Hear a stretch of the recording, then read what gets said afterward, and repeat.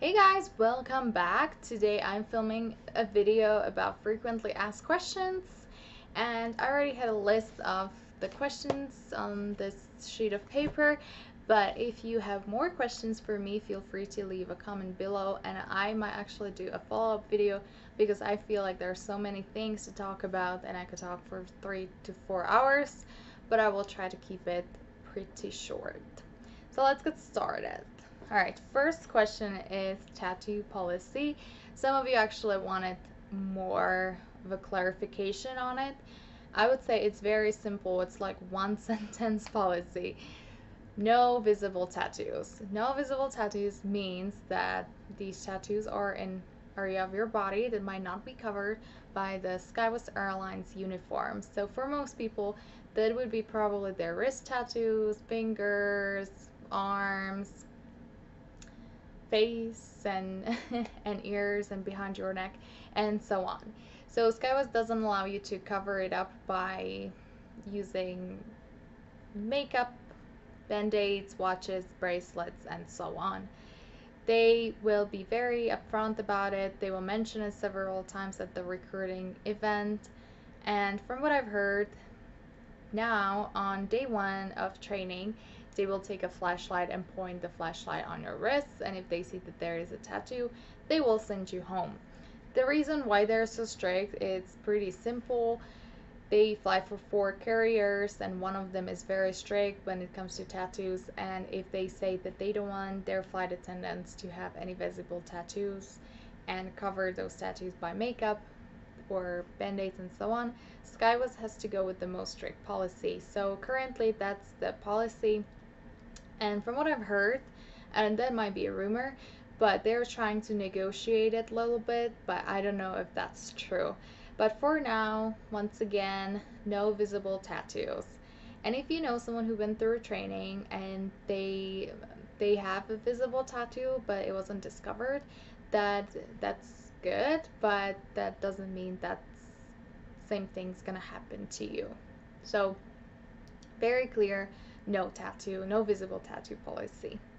Second question is about domiciles. Which domiciles are the most senior, junior, how long it takes to hold a line, and so on. By domicile, I mean a base. That's just a different name for a flight attendant base. So I was with my friend yesterday. We were actually in Vegas on a trip, and she told me that the most junior bases currently are Minneapolis, Chicago, and Detroit. The most senior would be Salt Lake City, Palm Springs, Fresno, Tucson, and Colorado Springs. And she also told me that the class that graduated this Friday, was actually yesterday, on August 11th, 2017, these people went to Minneapolis and Seattle. I was sent to Denver straight out of training, and Denver was and still is on the most, unlike the more senior side, and it was just because they needed someone in Denver right away, so that's why they sent me there. So you never know where you get sent to, and when you go to training and they will tell you to rank the domiciles, just do number one is the one that you really want. If you live in Palm Springs and everybody tells you, oh well, nobody got Palm Springs out of training for years, who cares? Put it as number one. You never know. I did Salt Lake number one, Denver number two, Seattle number three, and see, I got Denver, and it was also very senior. I mean, I already said it, that it's on the senior side, but from what I know, nobody got Denver out of training for a while. So before I got Denver. So seriously, you never know. Now, how long it takes for a line, that kind of depends. In Salt Lake City, that would be about 6 years. In Detroit, it could be maybe 2, 3 months. Anywhere else, like, I don't know, LA, maybe like a year, year and a half. Denver, from what I know, now it's about like 3 years, closest three years, and so on.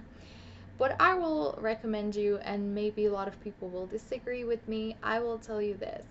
I think if there is a possibility of you, let's say, being based in mm, in Seattle, like you live in Seattle, this is your home, go to Seattle and do not worry that you will be on reserve.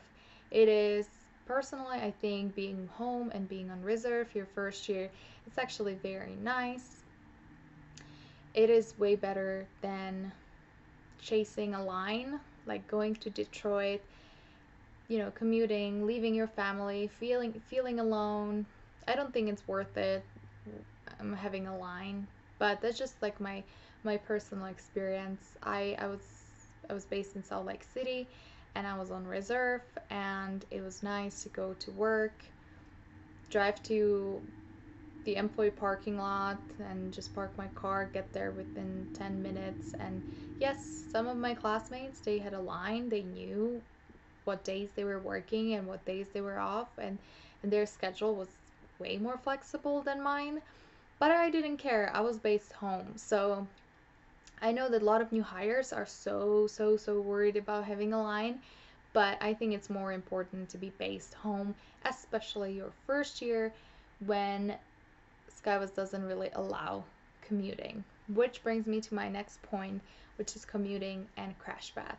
So sometimes SkyWest gets like bad reputation for not letting their flight attendants to commute, which is not entirely true.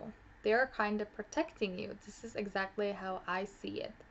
So let's say that, I was based in Denver, and then my reserve trips or my reserve days started on Monday, and I was off Saturday, Sunday. So what I would do, I would finish my trip or reserve on Friday, and then I would catch the first flight to Salt Lake City, and I would stay home Friday, Saturday, and then on Sunday I would drive to the airport and just get on a flight back to Denver, and I would have a plan A, B, C, D, E, just in case plan A wouldn't work out, which happens all the time.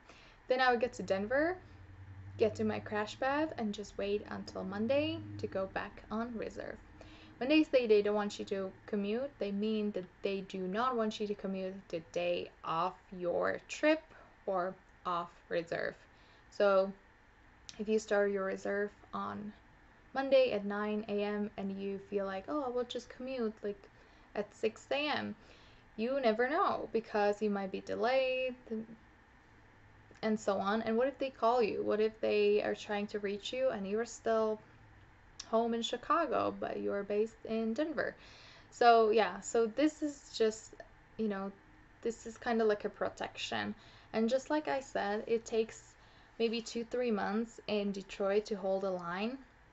And once you have a line and you live somewhere else, you will so be tempted to commute the day of your trip, because, like coming the day before, that's more money for like hotel or crash pad.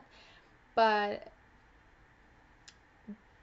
per SkyWest policy, you have to come at least the day before.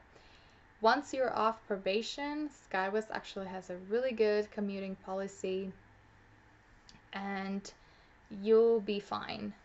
But the first year, go to your domicile the day before you start reserve or your trip, and that is totally allowed.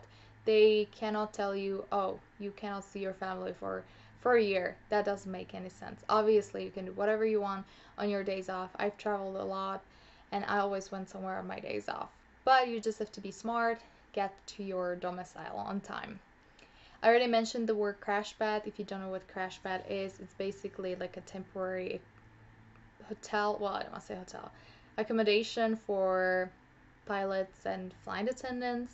So for example, I've lived in Salt Lake City at that time when I was based in Denver, so I had this temporary living situation I had to solve in Denver, and I had a crash pad. It was actually really nice. If you are going to be based in Denver, let me know, because I will totally recommend you that crash pad.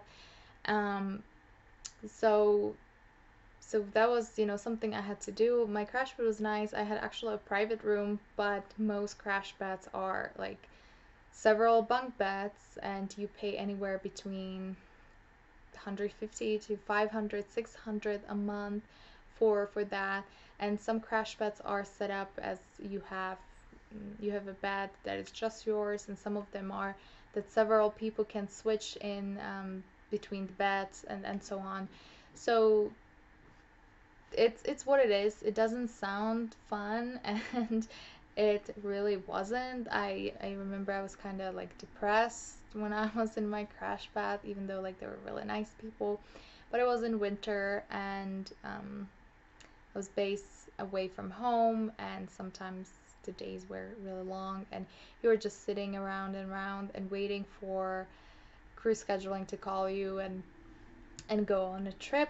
But to be honest, I really didn't spend much time in my crash pad because I actually flew a lot in Denver. And with SkyWest, you have this opportunity to place yourself on call first, which means that you really want to work, so they will call you to go on a trip, and it's kind of based on seniority. But very often I was the only person on call first, so they called me before anyone else. So crash pad, something that you have to do sometimes if you're based away from home. See, that's why I think it's way better to be based home if you can do that. Next question was about schedule. You guys asked me about my days off, how many days I worked, how long, and so on. So you get 19 duty days a month as a reserve. Now I'm talking about reserve. Line holders, it's a little bit different. So 19 duty days for reserve flight attendants, which means you get either 11 or 12 days off, which is more than normal people get. Yeah, so then as a reserve flight attendant, you only know the days you're working and the days you're off. And that's it. Sometimes they will call you like 5 days in advance for a trip if there is one available and you're the reserve flight attendant to work that trip. But that is kind of rare. I don't know, it depends. I feel like in Salt Lake it happened to me. Yeah, actually, yes. In Salt Lake, it happened to me all the time that they called me in advance for my trip. So it was actually really nice that I could schedule things and I actually knew what's gonna happen with my life. But yeah, so just like don't really count on it. You also know when you go on reserve, and there are two types of reserve. There's AM reserve and PM reserve. AM reserve starts either at 4 a.m. or 5 p.m. and you finish 4 a.m. or 5 a.m. and you finish 4 p.m. or 5 p.m. That's AM reserve. And then PM reserve, you start at 9 a.m. and you finish at 9 p.m. What it means is that they can call you in this 12-hour block, send you on a trip. You don't have to sit home, but you have to be in a reasonable distance from the airport or from your house so you can like go back, grab your suitcase, get on a trip, and so on. I remember many occasions where I was like, okay, so it's 11 a.m. Let's see if they're gonna call me. I don't think I'm gonna get called. There are some people in front of me. Let's go shopping. So I would go drive to the mall, and then I would get a phone call. You have a 2-hour call out, get to the airport, go on a 4-day trip. So really, like your day can change within minutes. Now with schedule, you can switch things around with other reserve people if they are willing to do it, and there are a couple of rules. I don't really think that I have to get into those rules, but it is possible, and I was kind of always able to switch things around if I needed to. It was way harder to do it like on Fridays, Saturdays, and Sundays, and that's something I definitely would like to mention as a new hire. Kind of say goodbye to your weekends. It might not happen. And also say goodbye to your holidays. Although I had Christmas off. Yes, as a reserve flight attendant, I had Christmas off my first year. It's very unheard of. Somehow it worked out. So really, you never know with that. But you are guaranteed 76 flight hours a month. That doesn't mean that they will work you 76 hours. What it means is that you can fly only 1 hour but get paid for 76. It's the same pay. Anything that's above 76 is paid separate.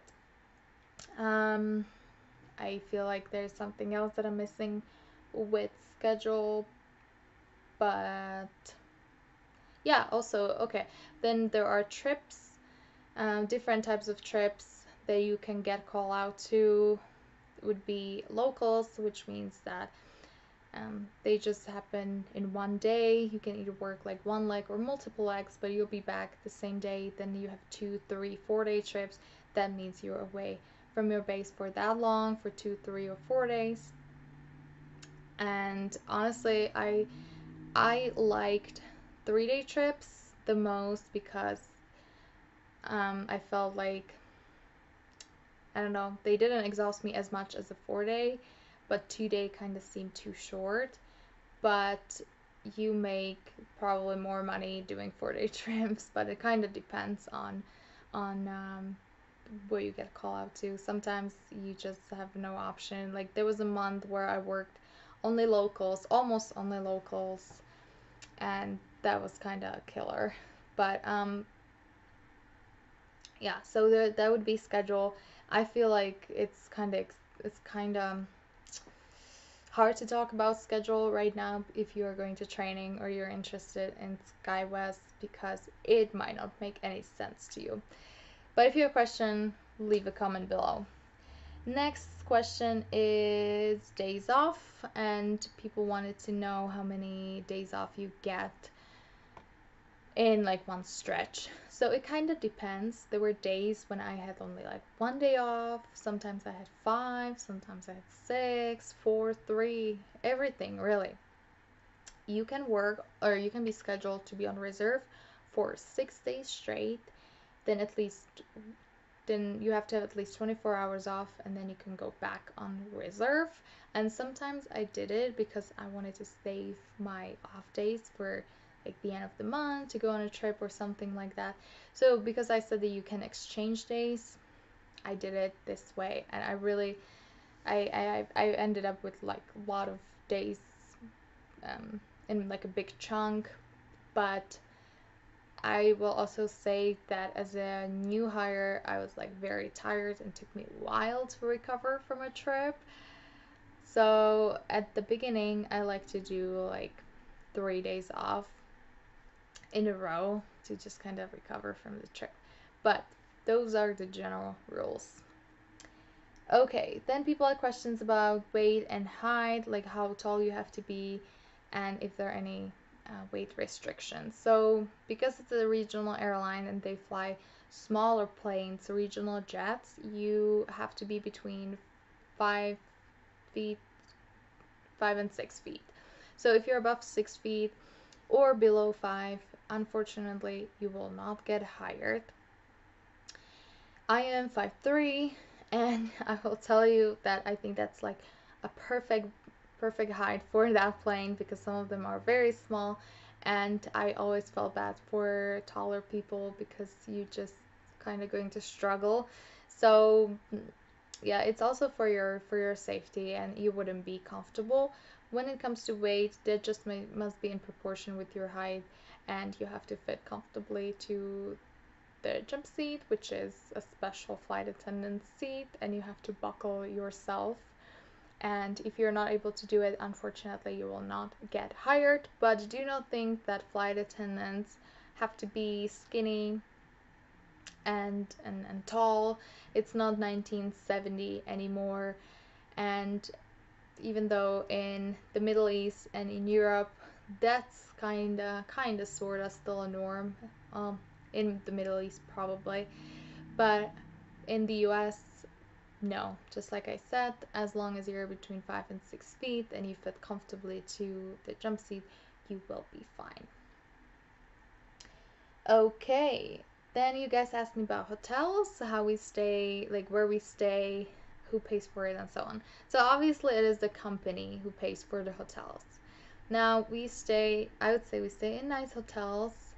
The hotel location kind of depends on the length of your overnights. If it's like a short overnight, we would stay by the airport. If it's a little bit longer, then we would stay a little bit more further from the airport. So yeah, and flight attendants, they stay with the pilots, which is actually really nice because it is just you or you and someone else, and I would honestly be like terrified to be somewhere else alone while my crew, my pilots were also somewhere else far from me.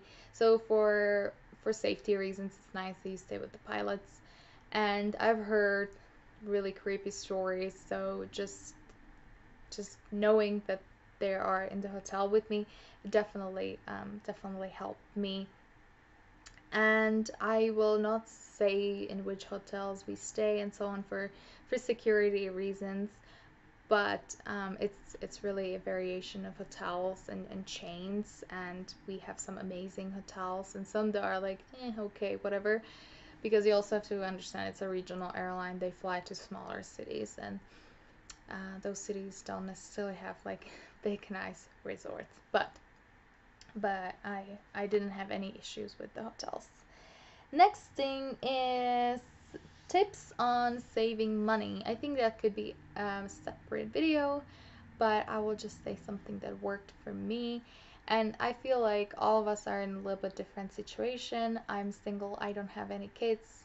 So what I'm going to say might not help someone who is a single mom with 2, 3 kids. But what I did personally, I got rid of bills and subscriptions that I didn't need, like a gym membership, because I didn't know if I'm going to be based here or not. So I got rid of that, and I got rid of like subscription subscription to Netflix and Hulu. Then I got rid of like magazine subscriptions and so on. So really just go through your life and like realize what you're paying for. I promise you, you will see that it's like $1 here and there, and at the end it's like over $100. It's crazy. Then I got rid of my lease and I moved in with a friend, and that was way cheaper for me. So if you have an opportunity like that, maybe move in with your parents. I know it sounds crazy, but it might help you save money, and you'll be gone anyway all the time. Then I would also recommend you to really just, before you buy something, ask yourself, do I need it? I do that all the time, even now that I go to the store and I really like think, do I need it? Do I need this? Can I buy something cheaper? So yeah, just think twice about your purchases. And then I honestly think that people spend the most money on like the little purchases, like like $3 to $4 on coffee or on soda, and by the end of the month, like again, that might be something that's like over $100 a month. So again, like really think about it if you need it and if there's a cheaper way. And also one thing that I would strongly recommend you, especially for your first year, or for really like for anyone, is buying a cooler. You will see that everybody has a cooler like this, or even like this one. It's very popular, and you're able to pack for 4 days easily in this cooler. It has a lot of pockets. It's very spacious. You carry it with you. You put it on like a J-hook on your suitcase or something like that, and you carry it around. I honestly didn't like use wallet. I don't know if I even should say it, but like I had money here. I would have my like water bottle here, or there's some like, pencils. I still use it even though I'm not flying anymore, obviously. But then something like this pocket, that's where I put like my like snack and so on, and then like Tupperware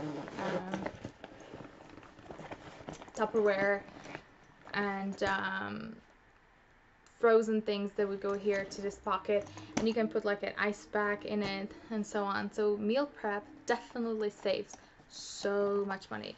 You have no idea. This bag, I bought it for I want to say close to $50, but it will pay off. And sometimes they have like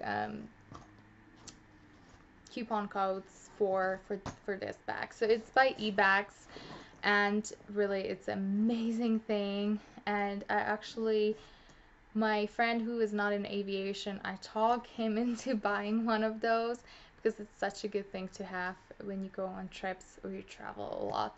So it's not just for aviation people, but really in aviation, a lot of people use these coolers. Next question was about passports. So somebody asked me, do I need a passport for the recruitment event? No, you do not need passport for the recruitment event. They will ask you, do you have a passport? If you say no, they will ask you to get it as soon as possible. And you will need it for first day of your training, and on day 2, if it's still on day 2, HR day, they will check your passport. They will make sure it's valid, that it's your passport. If you're planning on applying for SkyWest or any airline, if you're just thinking about it, I would still recommend you to go get your passport. I don't have a US passport. I don't know how long the passport is valid for, but mine is for 10 years, and it's a European Union passport, so might be similar. I think that's always such a great thing to have. It is a form of ID. If you lose one ID, you have another ID. So go get your passport. But yeah, you do not need it for the recruitment event, but you do need it for your training. It will be one of the required items that you need to bring and have on you for every single day of your training. Next question was about uniforms. Just kind of general question about uniforms and so on. So since SkyWest flies for 4 airlines, the uniforms are very like generic, so you can like wear them for basically any carrier, and you get initial set for free, which is a really nice perk because anywhere else, airlines charge their new hires for uniforms and can be close to $1,000, which is a lot. I know you can do like payment plans, but still with SkyBus it's free unless you want something specific for girls. For example, the really nice short sleeve dress is not free, but you get a couple of shirts, you get a cardigan, a belt, scarves, pants or skirts. I feel like there's something else that you get. You get an apron. Might be it. And yeah, so that's it. If you want to buy something later on, you're welcome to do it, but that has to be with your own money. But later on, you will also get a uniform allowance, and you'll be able to purchase your uniform with the allowance. So technically, you don't ever have to spend money on buying your uniforms if you don't want to. But I bought a skirt and I bought a dress. Yes, extra, because you go on 4-day trips and you kind of need extra uniform. So yeah, that's uniforms. And then this is interesting. People ask me if it's possible to go to school while flying. Well, you guys know, if you watch carefully, that I actually stopped flying to go back to school, but I think that every situation is a little bit different. If you're a good online student, then I think you are able to do that. But if you have to have classes on campus, I don't know, might not be the best idea for you to start this career. Maybe just finish your education first. And what I would also recommend is that just kind of look into options. If you can, like, maybe take a couple of semesters off and return back. Like, this job can be very flexible, but not the first year. So yeah, every situation is really, really different. But I will also tell you that I always knew that if I had to compromise school or flying, I would give up on flying and go back to school. That's just kind of my priority because I feel like you can always go back to flying, which you can definitely do with school too. But some of my credits would expire, my scholarship would expire, and that's something that I just didn't want to risk. So that is my answer. Probably not a good answer. And then last question, or almost last question, is about relationships. If I feel like relationships are possible to have while flying, I do think that you can have a relationship. Again, it depends on your relationship. What I would recommend you is, and I'm not just talking about romantic relationship, but I'm also talking about friendships. This is going to be a very tough situation on some people, and it will be also like a test for the good relationships to become even better and the bad relationships to become worse.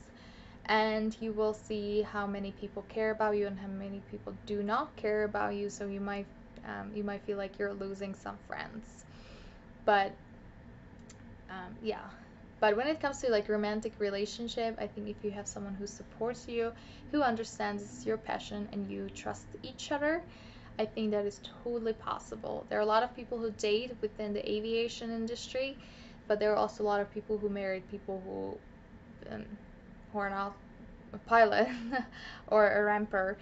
But that is very individual. And you know what? Like, some relationships will end. I will say that my relationship ended during my aviation career. Am I sad over it? No, not anymore. Obviously, when it happened, it was the end of the world for me. But I definitely see it as a blessing now. And just like I said, the bad relationships will become worse. And that's kind of what happened. And it just made me really like reevaluate my life, and I do not regret becoming a flight attendant and losing that person in my life. So, yeah, that was my experience, but I definitely know people who have very good relationships and they are a flight attendant, and they just, they respect each other. And last question is, you guys asked me a lot about that actually. You want to know if I have any books that I would recommend if you want to practice your interview skills and how to get ready for your face-to-face. So I have actually two books that I would like to recommend you, and let me grab them. So the first book is The Exceptional Presenter. And this book is more about being a good presenter when it comes to like business presentations. Talks about, what you should do with your hands, getting rid of the filler words such as so, like, you get it. This book might not necessarily seem like a good book to get ready for interviews, but when you think about it, with SkyWest you have 60-second speech, and you have to stand on a stage, and your nonverbal communication is so important. And I will tell you that the more you read this book, the more you understand why I am recommending this book, because it just gives you like a little bit of different perspective on what to do with yourself and nonverbal communication. And this book is $22 in a bookstore. I got it on Amazon for like $5. And this book is good for like beginners. If you don't know what to do with your nonverbal communication, never been in a situation like that, this is a good book. So like $5 on Amazon. Second book is kind of sort of like a guide, and it's called Hired: The Job Hunting and Career Planning Guide. Again, might not be like the obvious recommendation, but in this book you learn about like what are my skills? What are my strengths? What are my weaknesses? And it really like forces you to get to know yourself before you enter the workplace. And I think with airlines it is super important because they ask you questions such as, what are your weaknesses? You know, and then you have to turn your weaknesses into your strengths. But some people, they don't know what their weaknesses are. It also talks about the star format for interviews. If you are not familiar with the star format, research it because that's definitely something that airlines are looking for. And it's just like such a good book. It is more on the pricier side, that's for sure. I think a new one is about like $70. Do not spend $70 on it. I think I got it for maybe like 20 on Amazon. So it's possible. So yeah, so 2 books, Exceptional, Presenter, and Hired. And guess what? These are really for any industry, not just for aviation. And I study HR, and these books I still like use them, and so much of my knowledge comes from these books. And last question, fun question, is about my favorite destinations. You guys asked me about favorite destinations. So SkyWest flies all over the United States. Not so much East Coast flying, but we still do some East Coast flying. And we do Canada and we do Mexico and the Bahamas. And I would say that my favorite destination, and some people will be like, what? I have top 4. Okay, let's do top 4. 4. San Antonio, Palm Springs, San Diego, and the last one would be San Luis Obispo. Now, why? It's mostly because of the hotels in the area we stay in, and some of them I just really like for good memories, and I had fun there with my crew, and yeah, so that's why. And I will also tell you that I've picked up several trips on my days off just to go to those places, which is another perk of working for SkyWest. You can pick up trips on your days off and make money. So I think that's it. I feel like maybe I didn't really go into depth about talking about several of these questions, but if you have any questions for me, if there's any clarification, make sure that you leave a comment below and I will get back to you. And maybe next time there will be a video about more frequently asked questions, or it will be a video about my IOE. Alright, thanks so much for watching and have a good day.